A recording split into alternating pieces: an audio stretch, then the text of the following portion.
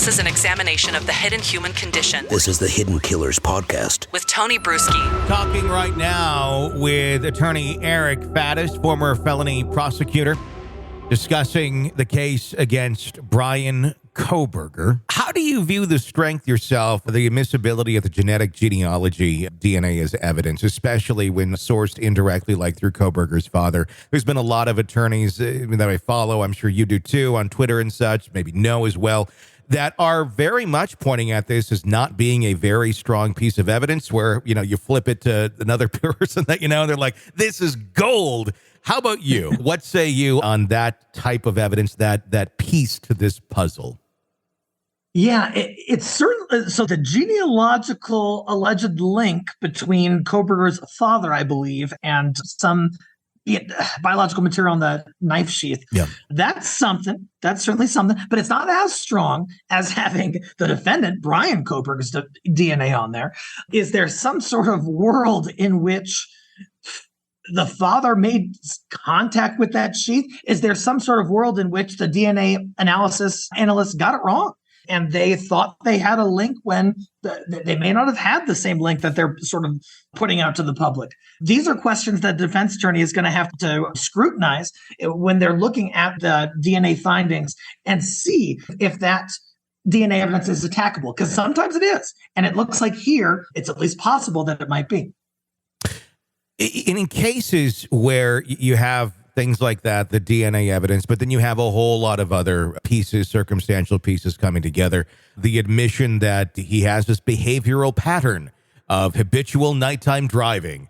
How do you evaluate the relevance to the actual crime when something like that is thrown out there? Number one, it just kind of comes across creepy that he likes to go to drive around in the middle of the night. That seems kind of predatorish to begin with. But how does that play into the whole picture of who he is when trying to present an image to a jury? Yeah, there's something a bit ominous about it, I guess, like a dude who likes to drive in the middle of the nowhere by themselves in the night regularly. Is that a crime? No, it's not a crime. But is it something that sort of colors the impression that the jury might get of Brian Kohberger in a negative way? You bet it is. Yeah.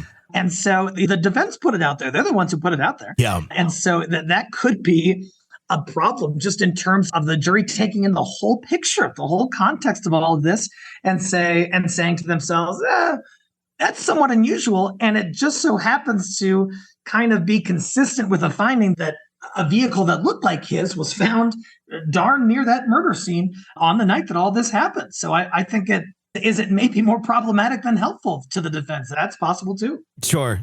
And what I'm wondering about here with that being thrown out there into the ether of this case by the defense is how much does that tie into the phone pings?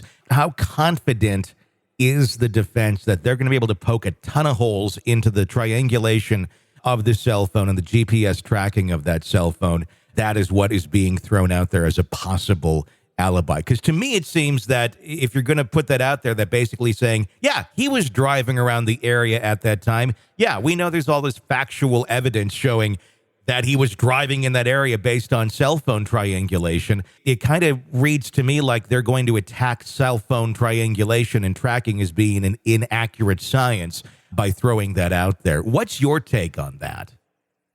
Yeah, no, that's a keen insight.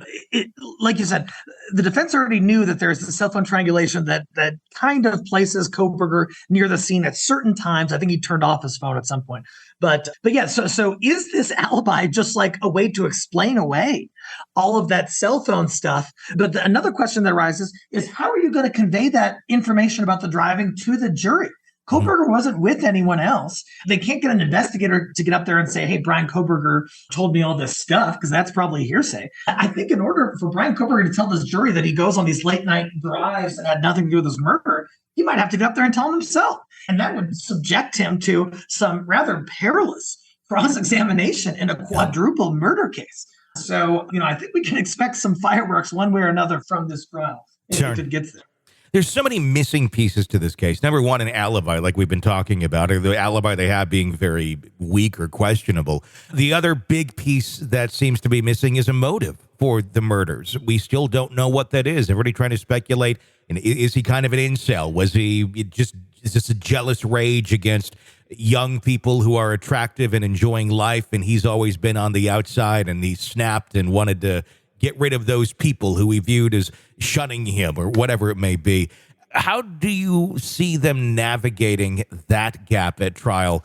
Obviously, alibi and motive was what I'm meaning. Motive not necessarily required in a defense, but certainly juries want to hear it. And do you see the prosecution coming up with some sort of a motive or just presenting the facts of what they know?